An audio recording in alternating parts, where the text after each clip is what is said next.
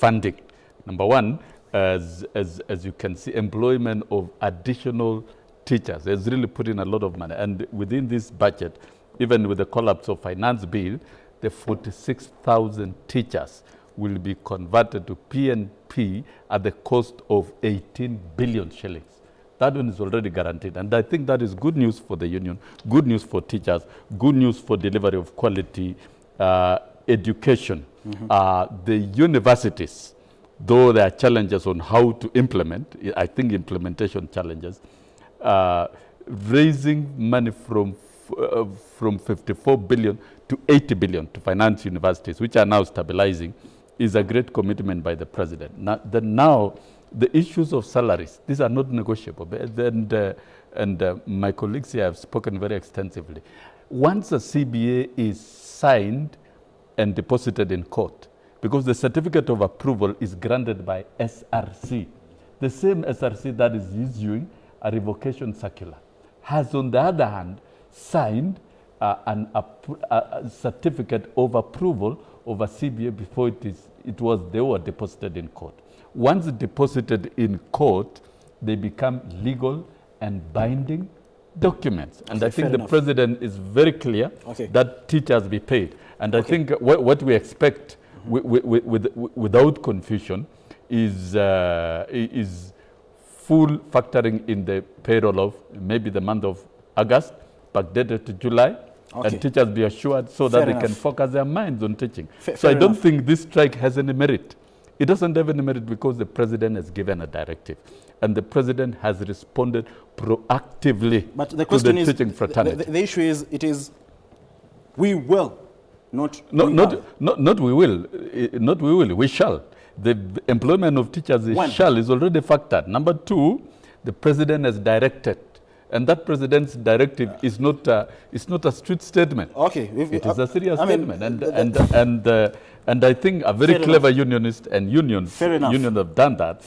Are pushing for the clarity from the employer. So the employer must clarify and prove in the payroll that the president's directive has been I want to come to you because Mr. Sosion has talked about the president giving a directive. It is a directive.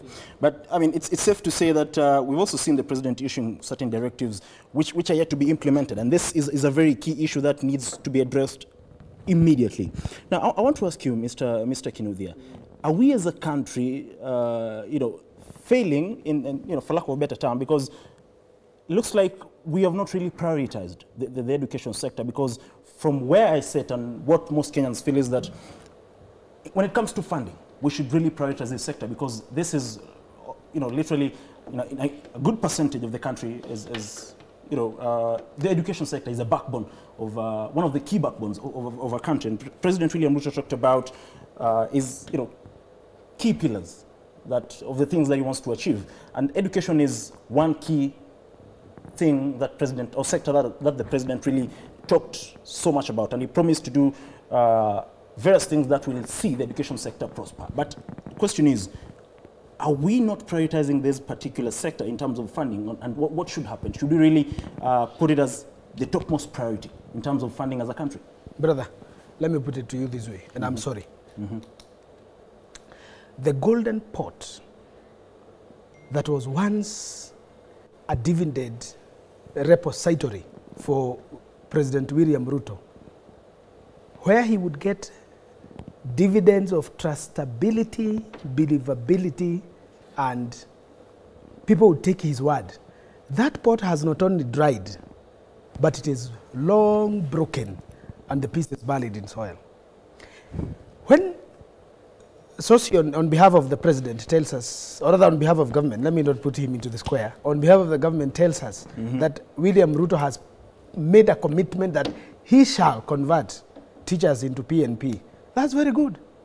Indeed, if it is, the globe must come home. This one should be akin to what President Kibaki did of declaring primary education free, that guaranteed the president of America to come home, to come and see a miracle that had happened in an African continent country. So, nobody watching us this morning, sadly, believe anything that the president says. Nobody. and perhaps I also dare say not even us here. Okay? I have my reasons to believe, even my brother Sosion doesn't believe anything that Ruto says. But he will confirm he's there. Let me say this, education sector should not be put into the realm of politics. And I'm happy because a member of committee is here. I wish I had worked with him when I was on the other rank of the executive, because the chairman, who is his chairman, I hope, Julius Meli? Yes, Julius Meli was a chairman in my time. Although politics played and he was asked to step aside to accommodate Raila's MP to become the chair, who was a woman rep for Busia. That time, which was okay. It is politics. They have to. This is another thing, and they never denied. Once Raila joins government, Raila is an honorable man. He does not deny or he does not backbite that government. And that's why I'm asking ODM members and ODM government, rather ODM fraternity, to support the government that has given him a chance to serve. That is my point. So let me put it this way. Education sector has suffered a huge blow under Kenya Kwanza government. And this is my facts. One, free primary education capitation. Free day secondary education capitation. TVET capitation has drastically been reduced. I didn't say has been removed, but I say has been defunded, downscaled, and reduced. And the numbers of financial propriety can bear me witness. But my saddest departure from this situation is the university way. Yesterday, students started streaming to the universities. They started honoring admission. Up to yesterday, parents were never told how much they are going to pay. Up to yesterday, no university has guided our parents, and our children are stranded all over, wherever they are. So this is what I'm asking.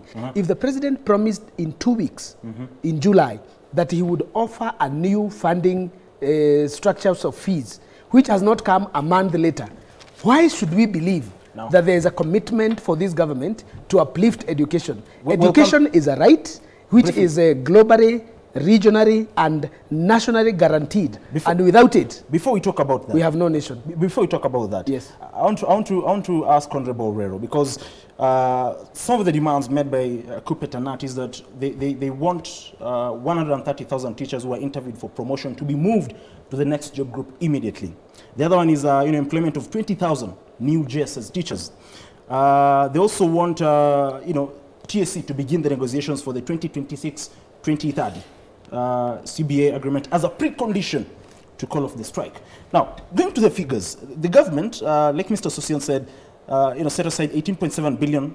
18.7 billion was allocated to confirming 46,000 intern teachers.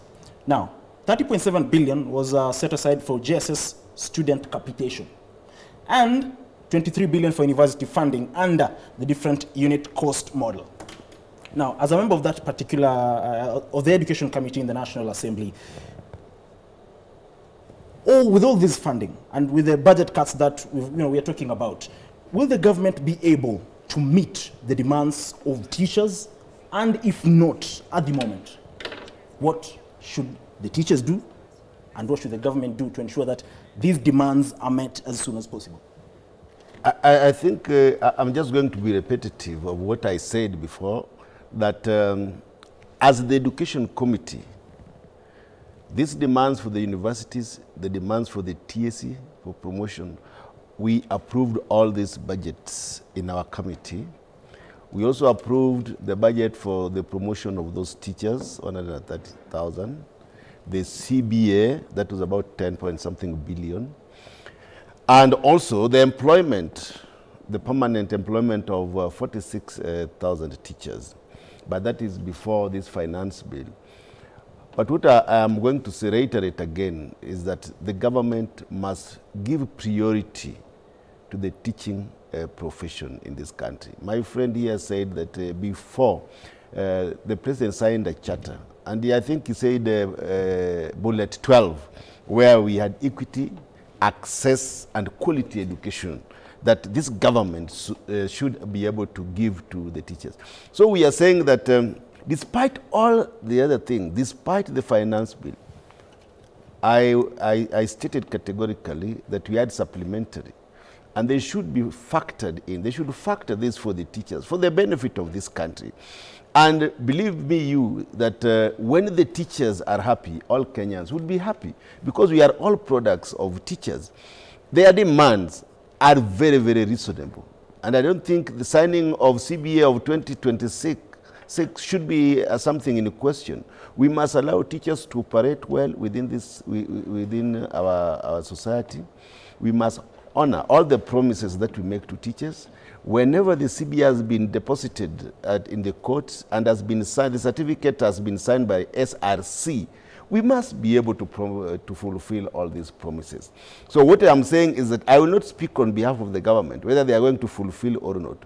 But I believe a responsible government must take the matters of teachers as a priority in this country. But as Education Committee, we are aligned to the teachers.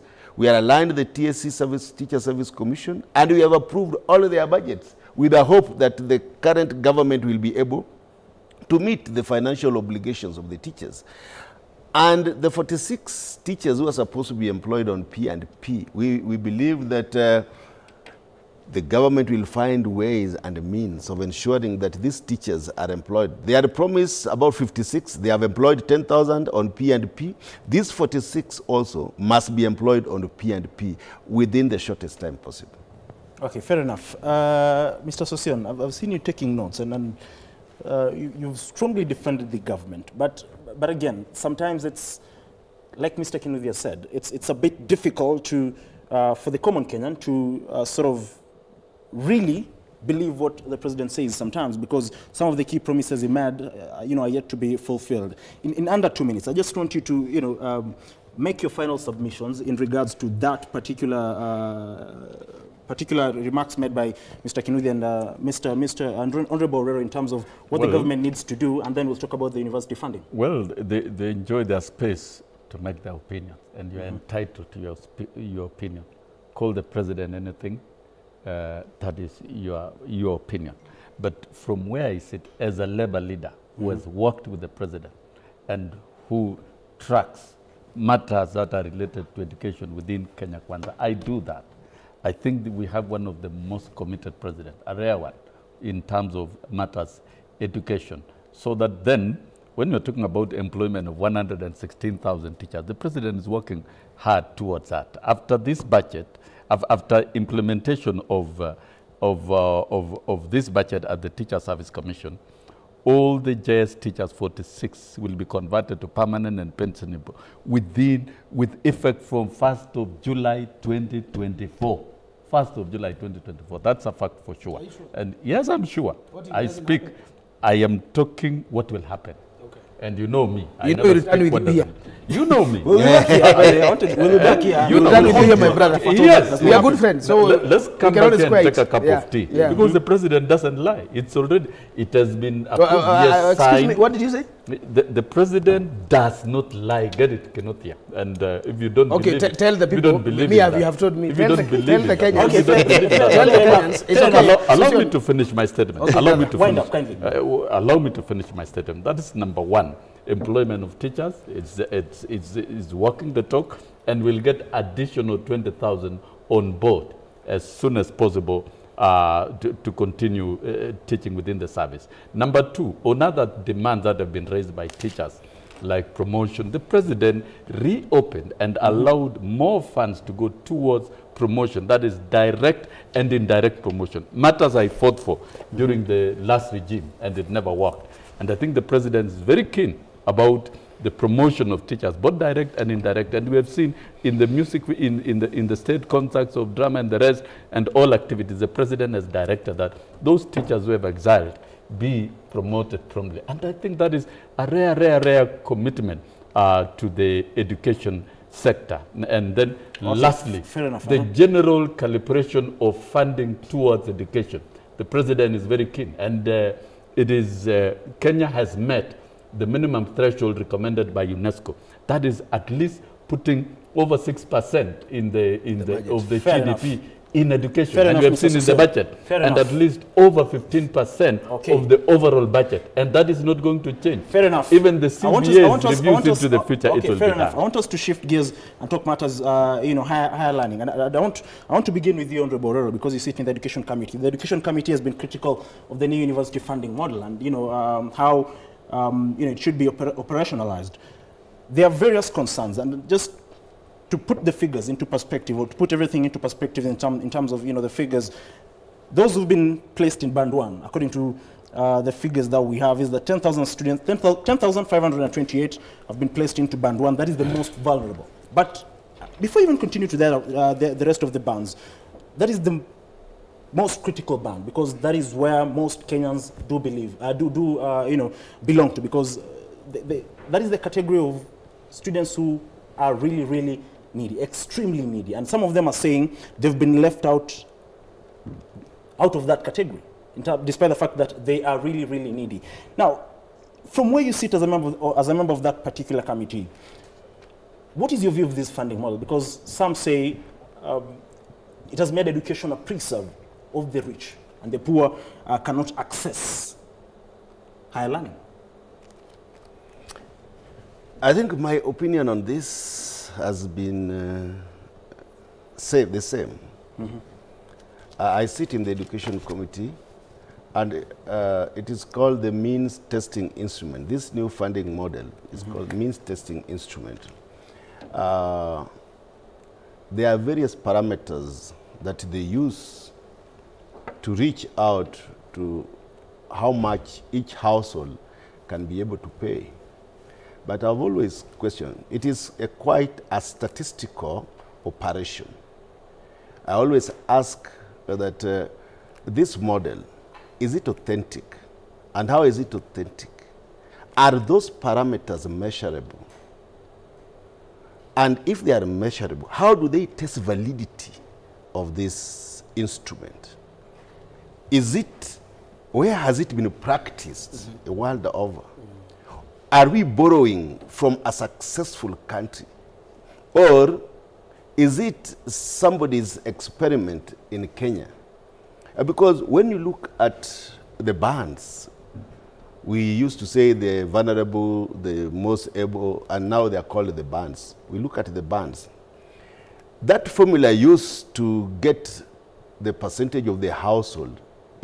It needs to have a basic denominator. It needs to have what each student should be able to pay. Long time when we during our cases, everybody, when you reach university, you could take care of yourself, because help now was able to give everybody equal amount of money, and you can be able to sustain yourself in the higher institutions of learning. What I am saying is that this model has a lot of variance, and this variance allows people and students who are very vulnerable sometimes even to be placed in band 5. For those who are able to pay, like myself and my colleagues here, you find that even my kid can be placed in band 2 or 3 because of the loopholes, the lapses within the MTI, that is the means testing instrument. So what we need to do is that we must improve. If we are going to use this means testing instrument, the new funding model, we must improve on those parameters which are being used. We need to look at these students at the household. We need to go and see. During our time, even these times, a student may be able to learn in a boarding school, not because he's able, but because he has a sponsor. And in our culture, sometimes we don't write or we don't make agreements that today I'm going to pay for you fees, and we write agreements. I might see a good student, a bright student, and I sponsor in a boarding school. That does not mean that the household has the ability to pay the fees when they join the university. So one of those, this MTI has weighted parameters. One of those is that when you learn in a boarding school, and a public day school, the public day school might get maybe 20% as much. Then in a boarding school is 5. It does not necessarily mean that anybody learning in a day school is poor and anybody learning in a boarding school is rich. There are some of the parameters that cannot be used in this means testing instrument because they don't provide authentic and valid reasons for them to be weighted with those marks. Okay. So we need to critically think on this means testing instrument. We must improve it. We must employ. I have always said that when Equity finances people to Form 1, they send people to visit the homes of these people that they want to fund. Have we gone to that level? Because we are using NHIF. Fair enough. We are using the PIN of the people. We are using whether you have retired or you are using, and those parameters cannot be used to define specifically wealth index. Wealth index of a person. Fair enough. So I think it is a good model, but the parameters used and the authenticity and the measurements of these cannot be achieved. So I think we must relook at this model. And today, by the way, we have called, the clerk has called a Kamkunji assembly for all the parliamentarians to come to parliament and discuss the same model and see the best way forward to work on it. But I'm very happy if the Kamkunji will be convening today. Do you admit members of the public? At the gallery, yes. No, I don't want to come at the gallery. I want to come at the. I want to come there and contribute. Because of time. Put it this way, brother. I'm just. You will be a stranger in the house. Briefly, because you're running out of time. I'll wear a tie. I will. Let me respond and say it this way. And I'll ask this question. And this is a question which I would want you to ask. What is so wrong with DUC model, differentiated unit cost model? So why did we change it? How ineffective was it? So that we revert back to this student-centered model.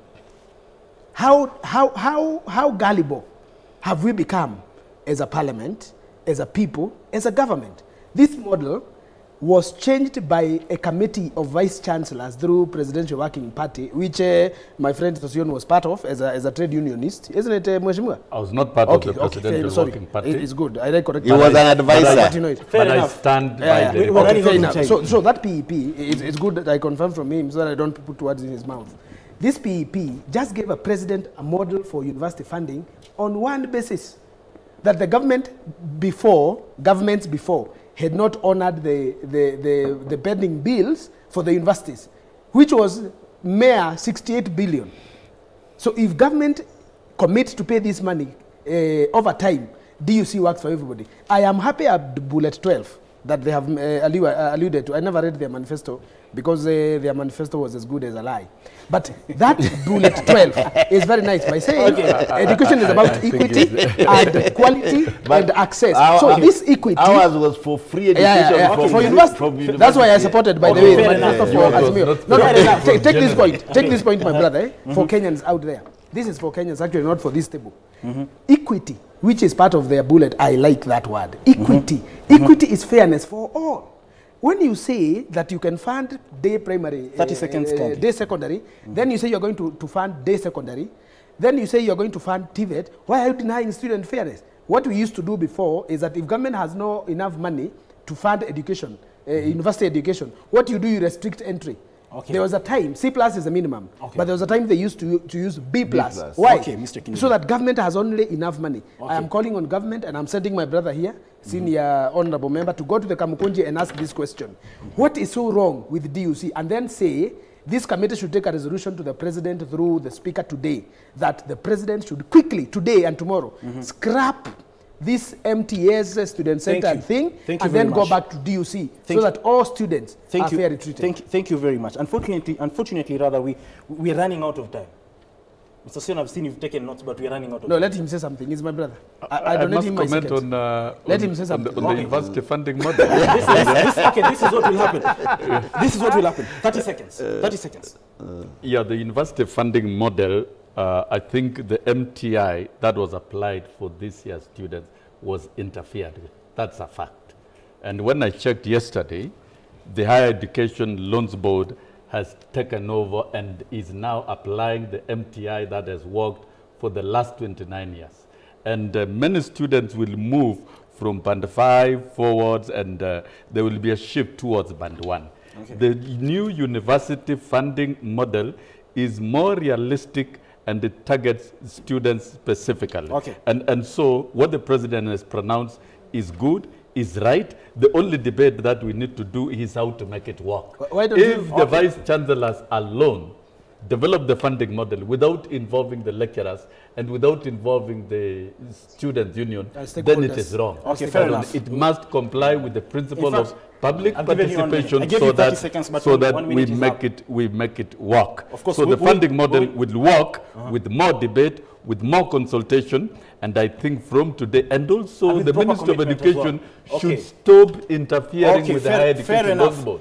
Let health Mr. Sosion, fair enough. Thank you very much. Thank you very much for coming this particular morning, Mr. Sosion. It's always a pleasure having you. Honorable Borrero, thank you very much for making time. Of course, this is a broad conversation, but we'll continue to have this conversation. You know, I must say hi to my constituents, the Kibra, people who have made me to come here. Okay, thank you very much. But I'm going to prosecute this in the House today. I'm also a member of the Education Committee. We look at it within the House, and I think it will be well for Kenyans. Thank you very much. Down with the new model, down. Thank you very much. Down with the new model, down. Down with the new model. Thank you very much for making time to be with us this particular morning. That has been the conversation regarding the state of the nation. Thank you very much, Mr. Sosion. We'll be, of course, leaving you at this particular moment in time. And Remy Majala. Gentlemen, order. Mr. Kinuthia, Mr. Sosion, order. Thank you very much for leaving you at that. Remy Majala will be coming to you in a few moments' time. But that is all that we had for you this particular moment, this particular morning on the New Dawn. Be sure to stay with us because we'll be following up various news items for you today, including this hearing of the impeachment against Governor Kawira Mwangaza later on, which enters its second day today. Until then, do have yourself a wonderful day, and like always, God bless. Down with the new model, down.